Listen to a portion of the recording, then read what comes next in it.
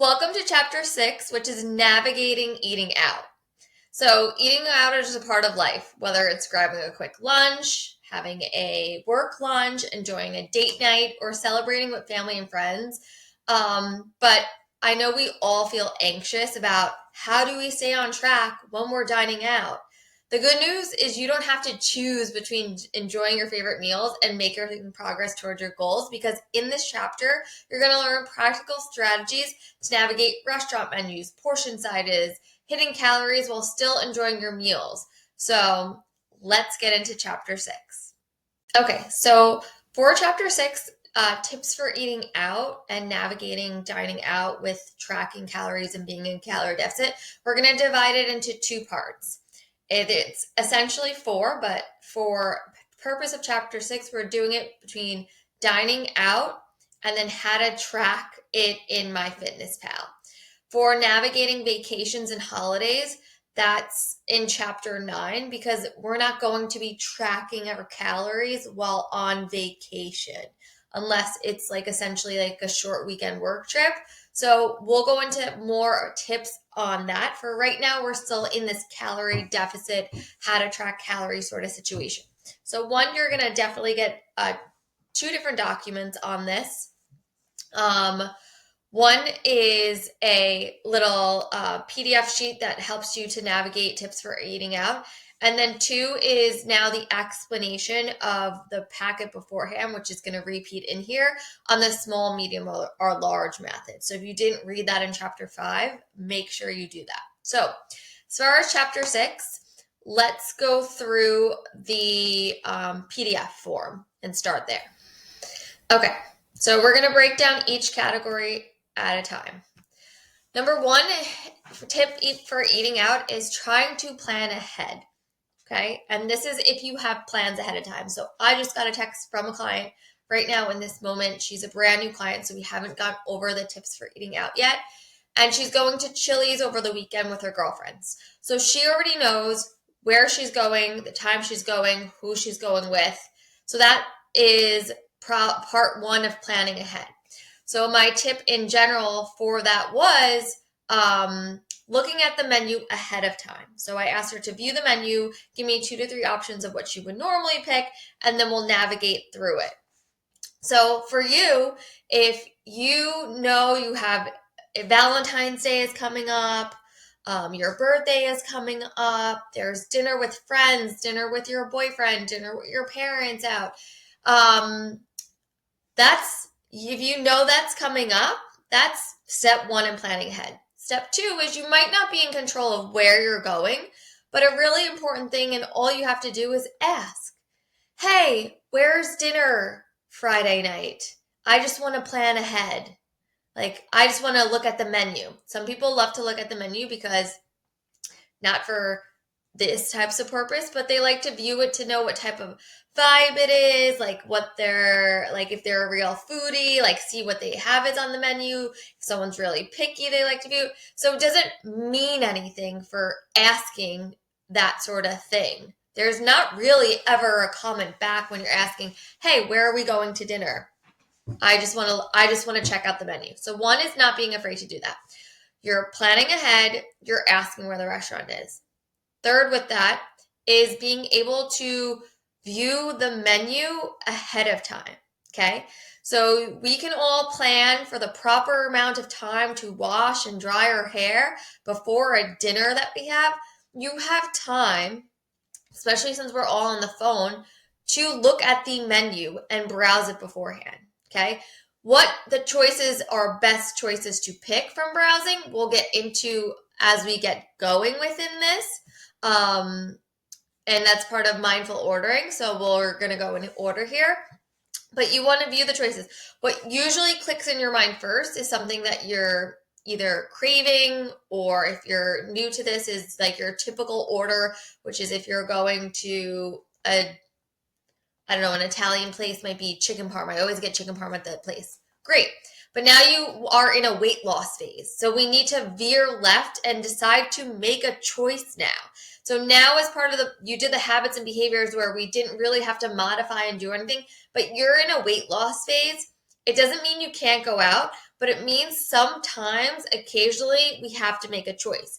And if you're craving chicken parm, my biggest tip on that is make it for dinner yourself that night or the next day. Like, you don't have to eat these foods out that you're craving. That means there's no balance during your week, that every time we go out, it's a craving. I'm craving. That means there's literally no balance that you've created within your lifestyle or week, that we're just constantly going out for our craving. So it's important, one, to realize if that's that, all right, I need to start cooking more. I need to start incorporating foods that I want. And I have to make a different choice when out if I'm choosing weight loss.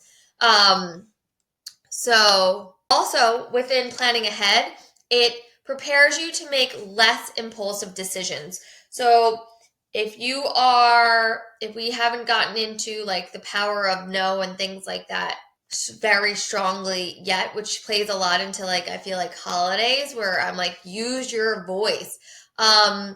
You might just be a follower. Whatever everyone's ordering, you just go, okay, sure, I'll have it. What's important with this is speak up. You don't have to eat what everyone else is eating. You don't have to make impulsive choices.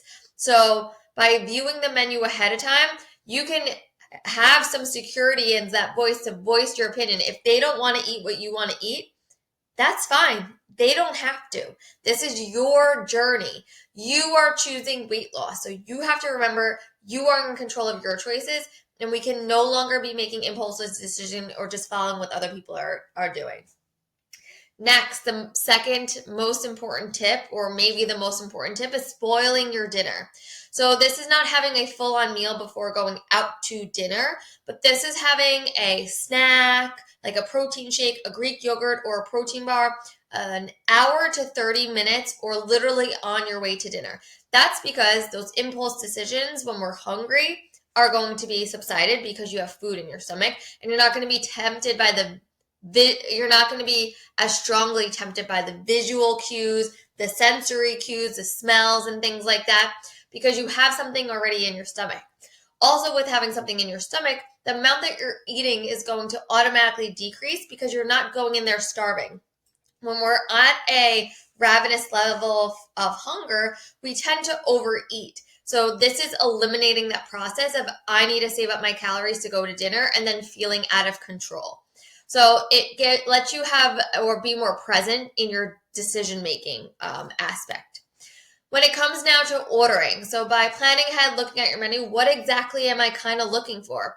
So essentially you want to look for, if you're doing Italian, like something grilled versus fried.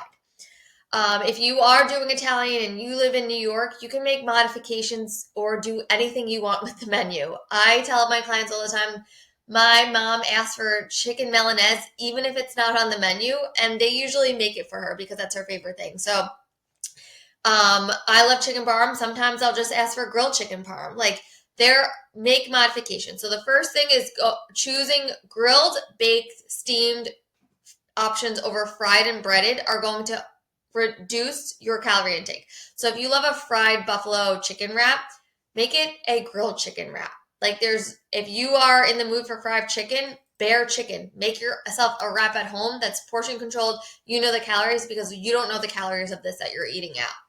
So as far as choosing your protein source, grilled, baked, or steamed, stay away from fried or breaded options. If it's like a sushi, I always say ask for the spicy mayo on the side. Salads, dressing on the side, any sort of entree that has like this extra sauce. Like, Italian dishes have the sauce worked into it, so you can't necessarily ask for that on the side, but like steak sometimes has like a mushroom sauce on it or something like that.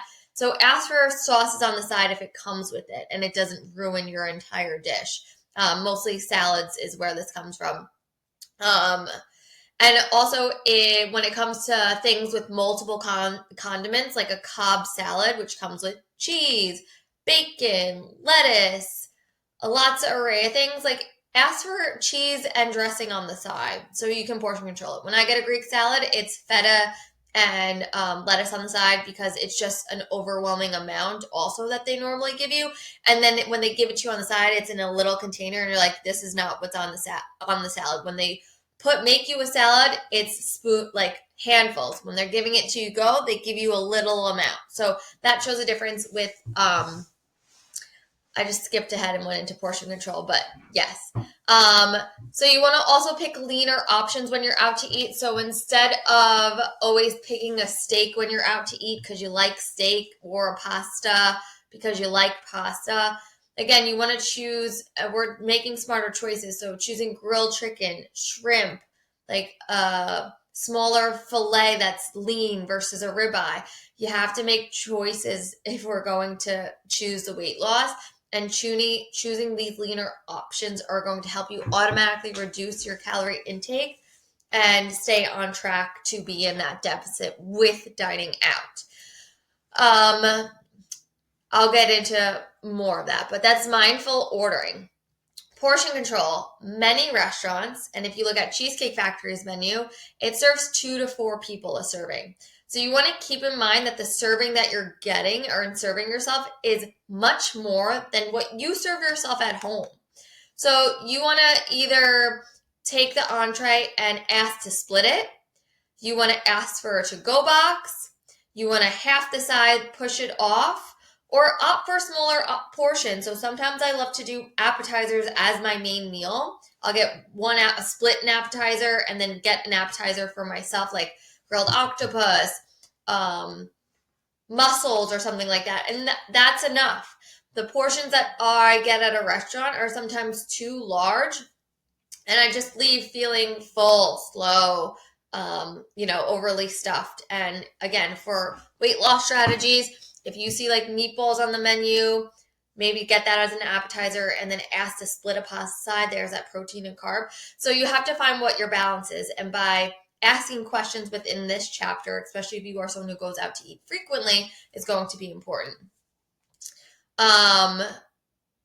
Control your beverages. You have to make a choice. This is a choice. You can't get appetizer, you can't get dinner, you can't get dessert, and you can't get drinks if you're in a weight loss phase. It won't work that way. So you have to choose, what do you prefer, an appetizer or a cocktail? Great. You prefer a cocktail, then you skip the appetizer, go for that cocktail. Dinner. Are we making a different choice? Are we getting an appetizer as our dinner? Are we splitting our dinner? Fine. Great. That's fine. If it's an anniversary and you need a dessert and you're going to split it, sure. But no, you don't need your own individual dessert just because we're out to dinner. You can go home and eat something that you have at home if you're craving the sweet. It's automatic when we go out to eat. We are overindulgent and have everything. So you have to make a choice. And controlling your beverages, if you're not a big drinker, is important. Just cut that out. If you are drinking, opting for lighter calorie things like a light beer, wine, tequila, dirty martini, vodka soda, the high noons, like going for sangria, espresso martinis are not going to be the way that you lose weight and successful. It's not saying every time you go out to eat, it has to be this way, but you have to make a choice every time you do go out to eat. So you can't be like, all right, this week I'm not going to do an espresso martini, and I'm not going to do an appetizer. I'm going to do a meal. But because I was good once, next week I go out, I'm going to have an espresso martini and appetizer meal. No, you have to continue to make choices and adapt. Next on here is be cautious with condiments and toppings. So use dressing, sauces, and spreads sparingly. Manage calorie and fat intake. 1 tablespoon of olive oil is 120 calories. And just keep that in mind, because condiments, dressing, sauces all contain, I'm sure, a little bit of fat between mayo or oil. So be mindful of that. Be mindful of toppings. So if there's cheese, bacon, egg, avocado, that's a lot of fat on top of your thing. And that probably alone is pretty calorie dense besides everything else. So, just because it's a salad doesn't mean it's low calorie and you're going to lose weight. Like, you have to be mindful of the choices and realize, oh, this salad has this sort of content on it.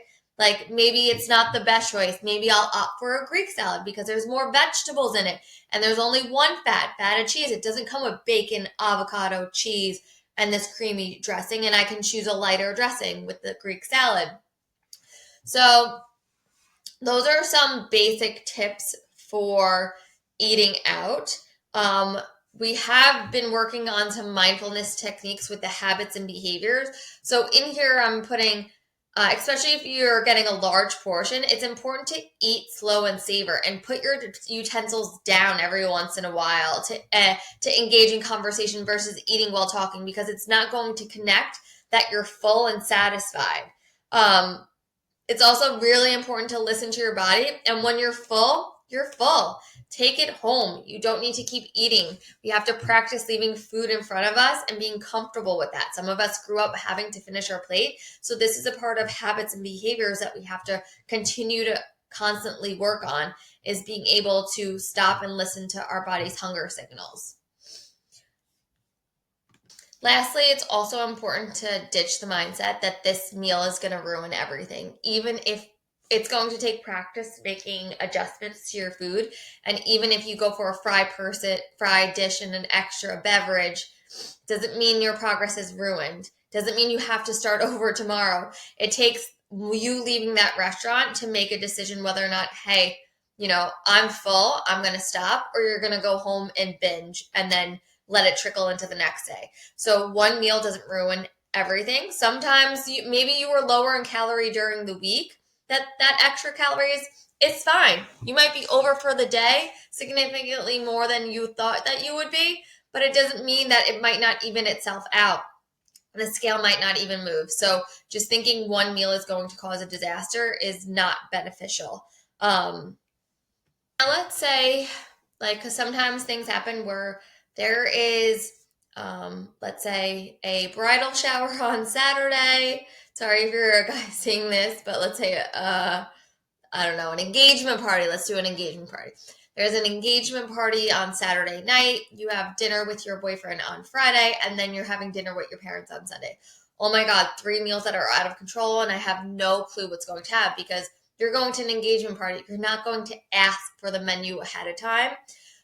So it's important to start with one day at a time and break it down. So one is dinner Friday night with our boyfriend, okay? You can choose. You are going to decide where you are going, and you're going to look at the menu ahead of time. Great. Out of day 1, day 2, day 3, you have to consider who else is going to be around and what's going to happen, okay? So maybe you love the restaurant you're going to on Friday, but Saturday the engagement party is with all your college friends and you guys drink a lot. And then Sunday is like Sunday dinner and maybe an essential celebration. So you have to be, which out of those 3 days will I have the least amount of control and where I want to have the most fun or like most leniency. All right, for me, if I'm going with my college friends, it'd be Saturday. They drink a lot. I don't know what's on the menu. And I know that there's probably going to be an after party. Okay, great. So it takes a little bit of strategy and you have to think ahead. And I break it down day at a time. So this is my Friday. This is where I'm going. This is the people that I'm with. This is Saturday. This is where I'm going. This is where the people are with. How do I act with these people? Do I have the capability to say no, or do they always make me stay for another drink? Do I always have a shot? Like, you have to survey the audience, and you can't be like, oh, I'm not going to do that this time. No, it doesn't work. Over time, you will get better at choices, but you can't just automatically change your habits and behaviors, especially around a certain specific group. So you have to play the audience well and not just pretend, hey, it's not going to happen because I said so and use my willpower. So you want to plan for the worst case scenario, and if something better happens, wonderful. And then Sunday, survey the people that you're with. So Saturday is the day where I survey the people, and I'm like, I have a lot less control when I get around them. If I have one drink too many, then I know it gets out of control, and whatever it is. Fine. So dinner Friday night with boyfriend, looking at the menu, I'm going to make a wiser choice. Okay, I'm going to my favorite restaurant with my favorite pasta dish. Am I going to pick that? No. Because I have events Saturday and Sunday. And Saturday might be a day that I might get under control. So you know what? I'm going to pick an appetizer of mussels, and I'm going to like put a little 2 bites of his pasta on my plate because he never finishes it anyway. Survey your audience. I know that about that. I know my person shares. So think about that. Or I'm going to do meatballs and I'm going to do a small side salad because, it's about being in the moment and having this time away and not cooking it tonight. That's what it's about. It's not just the meal and indulging. It's also about the connection that's there. And I get a free night of cooking. Also, before going out to eat, we're making sure that we spoil our dinner so we're not going to dinner starving. So we made a choice between the 3 nights and events that we had. And then we decided to spoil our dinner, prioritize protein, and I did say pasta to begin with, but then I said salad. So we prioritized some veg and volume and some fiber in there. So, and if you had a bite of pasta, you had a bite of pasta. Great. You had that satisfaction. Next is Saturday. Saturday, you're going to spoil your dinner still. You don't know what is going to be at this event. You don't know if you're even going to like it. You don't even know if you're going to eat that much, and it might be focused around drinking. So you're going to go there and spoil the dinner. You have to survey the room. So if it's a sit down, what you get is what you get. Is it 1 course, 2 course, 3 course, 4 course? See how many courses there are. There's usually a menu. Great. There's a salad, pasta, dinner, and dessert at this engagement party. I'm going to eat the salad. I'm going to have a few bites of the pasta. And the meal that I ordered is a leaner source. So I ordered the shrimp and scallop over the ribeye steak or the salmon. Great. Make a choice with your dinners. And again, do you normally, when you sit down and eat dinner, eat a salad, pasta, dinner, and dessert? No. So you don't need to finish your whole plate. If you finish your whole plate of pasta, then you're probably essentially full and won't eat your dinner. So don't just eat because it's in front of you. Remember, make a choice, and the important choice is to prioritize protein. Again, cocktails. Great, I'm with this group. They have these 2 specialty cocktails on the menu for the bride and groom. Lovely, lovely, lovely. Again, this is the night that you're drinking. Are we going to go with the specialty cocktails? No, not necessarily for weight loss. If you're maintaining, sure, but you want to have fun and you're trying to be in a calorie deficit. So picking a 250 calorie cocktail is not worth it when you can have 2.5 drinks of a vodka soda for the same thing. So again, you have to make some choices. Think about, read the room, go in there with a little bit of game plan. So you made it through the event, great. Now it's Sunday dinner with your family. It's pasta and meatballs. You can't bring anything, can't change anything. What you can do is, again, make a choice. Spoil your dinner before you go in. There's always appetizers out. Choose to not pick on the appetizers and choose to serve yourself your own meal versus your parents serving you. You're 30-something, 20-something, 40-something, 50-something, whatever it is. You make your own meals now and you know portion control a little bit. Just go up to the counter and be like, I'm going to serve myself. Serve yourself what you're comfortable with, because what your parent does is probably overserve you. Oh, they're home. Let me feed them. They haven't had a home-cooked meal in a while. Here comes a larger portion that you would normally eat. So where you can take control is take control. And you might not see that and how I came up with that so easily, but you can get there. It's about just not trying to freak out about it and learn how to problem solve in these situations. Also, by reading your audience and understanding it. Like, if I'm 35, I know my friends and my friend groups and are set. I know what happens when I'm in certain scenarios. So I'm not going to pretend like it's not going to happen when anytime I'm with my drinking friend, I'm not going to drink. Like, that's happened. I'm going out this Saturday with a girlfriend. It's her birthday and she's my biggest drinking friend.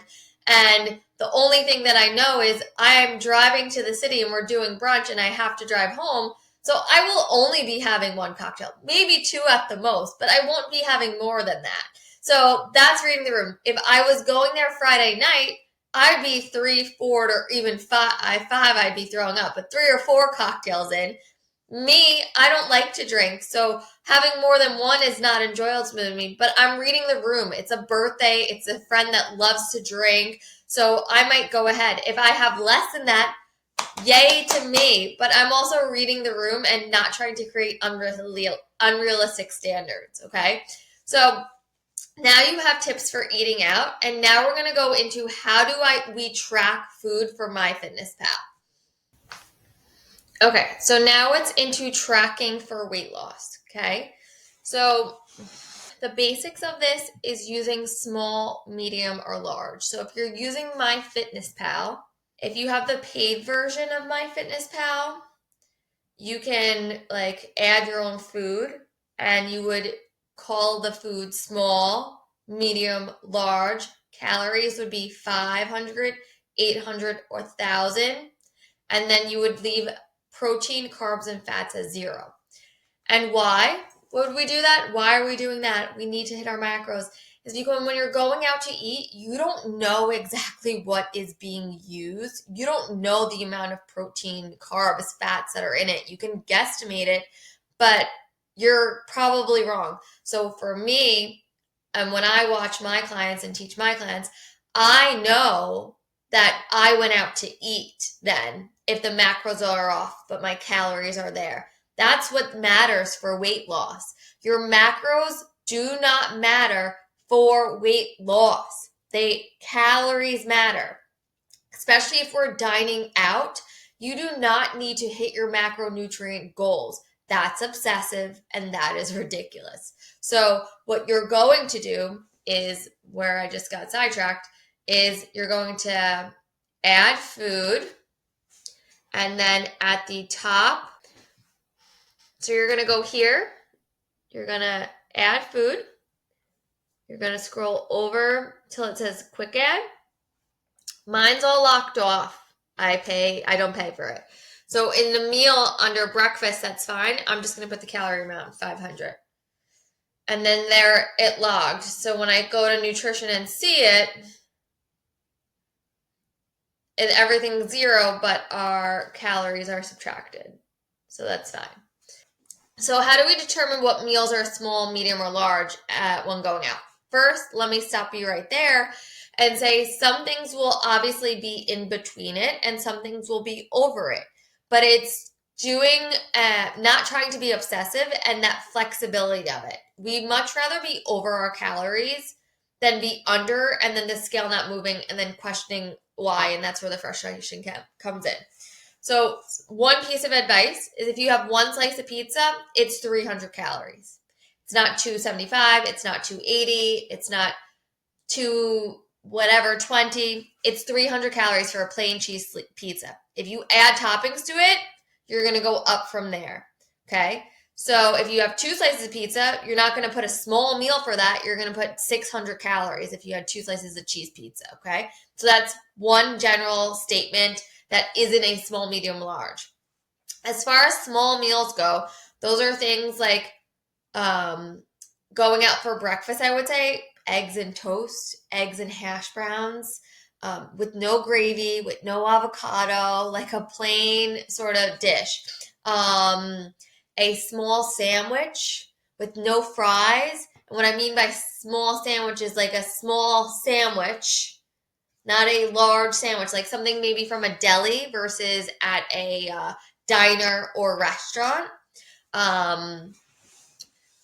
What else is small? Soups, side salads, some appetizers. Shrimp cocktail is less, oysters are less. But I'm thinking meatballs, and things like that. When you talk about now appetizers, fried calamari, nachos, mozzarella sticks, wings. A lot of those are more in a portion of them is a large, so it's 1,000. Okay. Here's where the information gets confusing. A boneless and bone-on chicken wing, one is 100 calories.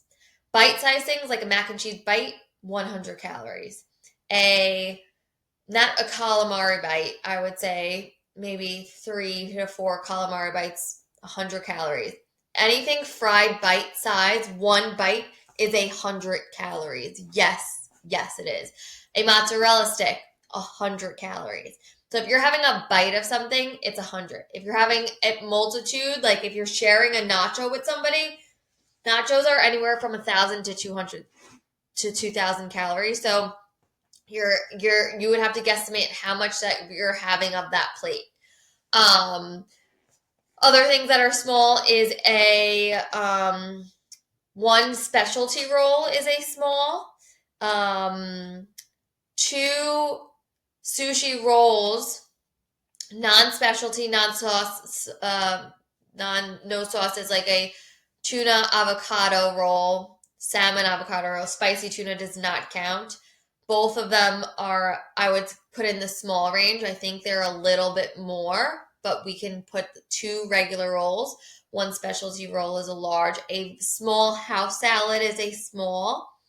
So there is not a lot of things I'm sure that I've said that you eat that are on the small range. So being mindful that the plate that you normally eat or serve yourself with a protein, a carb, and a fat and veg is less than 500 calories. So when you're picking a meal, don't expect it to be 500 calories unless you pick a meal that is similar to the way that you eat. And I always say that your food should look very similar to the way that you eat. You shouldn't be going out and having a drastic difference in that. As far as what medium meals are, these are wraps and sandwiches without fries. Some salad dishes, not a Cobb, not a Caesar salad, I would say a Greek salad, are more medium-sized meals. Dishes that are grilled or steamed, like protein, like those are medium, but it has to have a normal side, like of potatoes or mashed potatoes and a veggie. Can't be like chicken parm, grilled chicken parm over a pasta dish. So grilled proteins, I would say, are more in the medium. That comes with the vegetable and a starch. Large meals, pasta dishes, fried dishes, desserts, burgers, are all in the 1,000-calorie range. Multi-course meals, appetizer, dinner, dessert, 1,000 to 2,000. And this is not including drinks. Drinks can be tracked separately. This is just for food alone. So if you're eating fried things, if you're eating burgers, pasta dishes, a wrap with fries, that's in the 1,000-calorie range. A Cobb salad, a Caesar salad, if we make 0 adjustments to them, 1,000. So knowing where that comes into play when making the choice. If you're pre-planning and looking at the menu ahead of time, you will plug into your app and quick add 800, 500, and 1,000. The goal is not to be at 1,000 calories every time you go out to eat. The goal is to be more at a medium standpoint because, yes, it's larger than what you would normally eat, but also you don't have control over it. You don't know how they're cooking it, what butter or oils are in it. So you're most likely not at a small unless you're having like oysters and mussels, sure. Sushi, sure. Pizza, sure. Like things that are simple that you kind of know. But if you're going to a restaurant, like you don't know what they're doing. So you're anywhere from a medium or a large. And the goal is to be at a medium for weight loss. And again, within the pre-tracking section, this tips for dining out goes into it. So you should be looking at the menu ahead of time, making a choice, and plugging it in ahead of time. So now you're going to tell me, well, my protein isn't going to be hit. Well, guess what? You can still aim for your protein to be anywhere between 50 to 100 grams with the pre-planning strategy and then quick add a meal. You're having a protein source with the meal. Just knowing that you're doing that is enough. You don't need perfection in order to see progress. So get that out of your head. You don't need to see those perfect numbers. Just making the right choices and thinking about it and letting it go is much more important. So now let's use an example, I would say, of the Cheesecake Factory menu. Okay, so with the Cheesecake Factory menu, they have the calories on the menu. Chili's does, Applebee's does, and stuff like that. So, for example, I don't know if it'll have it on here. Most of these dishes are, and these are like, these are fried, 1,000. Korean fried chicken, crispy chicken, fried, 1,000. Green chili chicken enchiladas.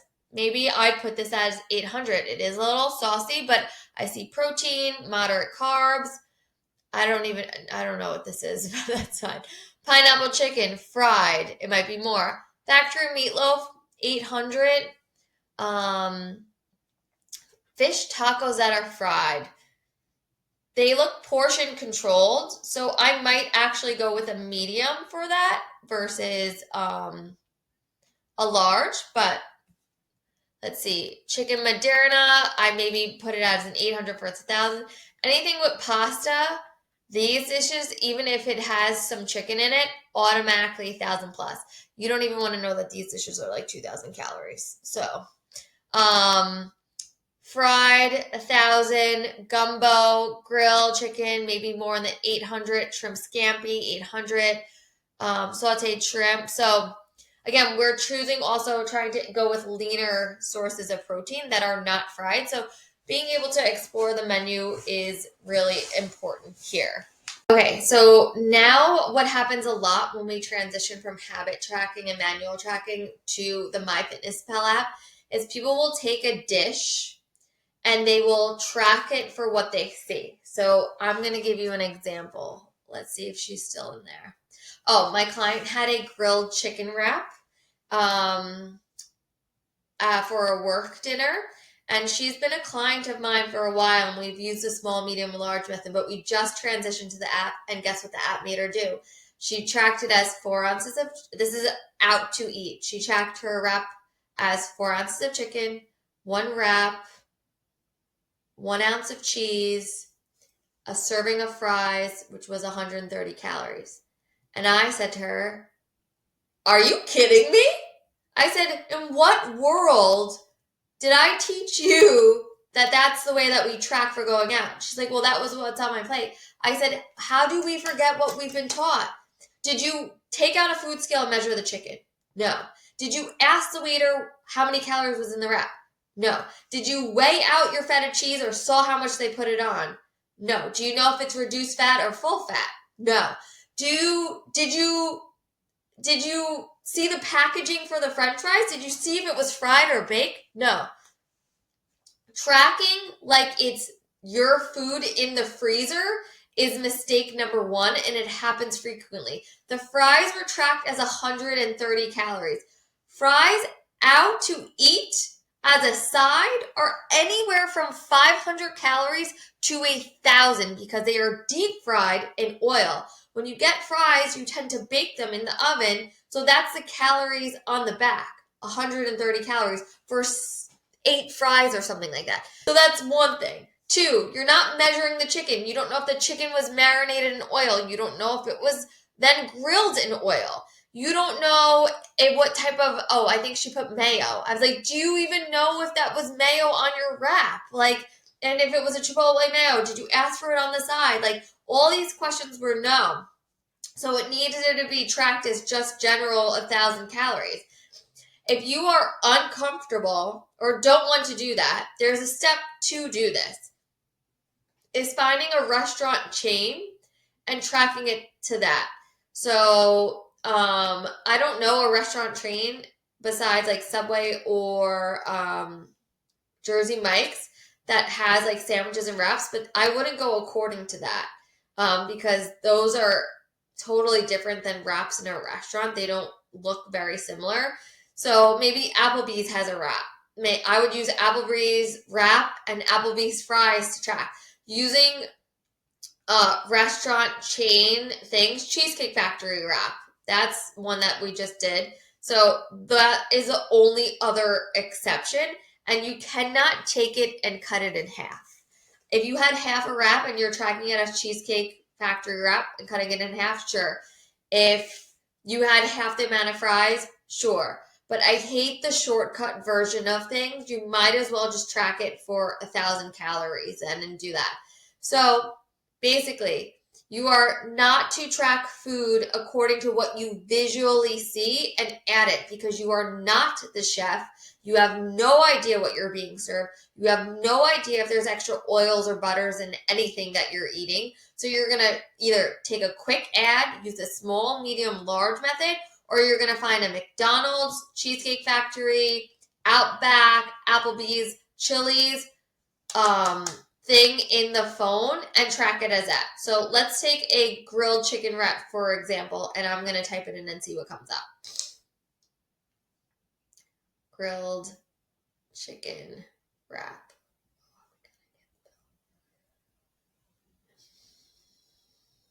Applebee's.